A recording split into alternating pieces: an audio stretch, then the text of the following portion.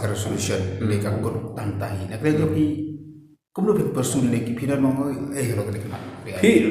kan bangi kendu yu cuma start berom koran sama abangi keli ka LP uang ba kan ka kam ka di bang study po ka Ministry of Home Affairs di like na kata judan issue re habang iong yaki bali kam don ka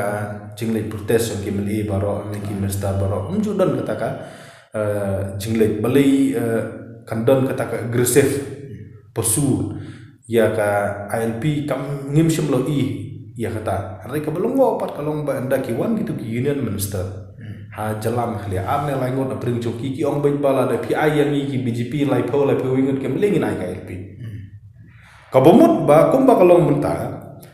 ka jing bomyo ya ka ILP ki jongi ka de ki jing bomdon jong kinomi khmat ka jongi ya ta ka strong political will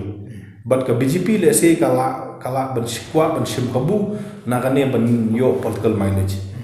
tik namar ba kadau kajing bomyo kajongi ya ka LP ka sa ba kita ka political will ka bangi ko ban posu kalong bangi hab ban hikaya ki ba nong thobut ki jongi ba pinjit upai to ki bru bat ki parti ki bala along shai ha ka bodi bat ka LP ki don ki candidate ki la shai ma ki bakran re open bangi kersa ka LP ki don ki parti ki ba ha ki manifesto ki jongi ki la shai ti nyinyi ngej bala dang yo ya ki MLA kiba kajing kersan ILP ki jongki ka along sispa maka sispa ngiyo ki parti kiba kajing kersan ILP ki jongki ka along sispa maki hi kiba nyalam yang ki ba ban dawai ka ILP om desu mangi sang malam kan sapoi ka por le sei ka ba chief minister la dang inang budget menta wajar klai uban ong ya sang halang ya lang ban ngi chandeli kam desu ban ong mangi ye ki gitu ban ye ki ILP rei u chief minister jong ka chala u por jong ka makhlia u nyalam kum balong chief minister jong ka manipur kan mau u yalam ya borok ke mele ya borok ki sang halang banilek dawa LP ha tu ko por CAB ti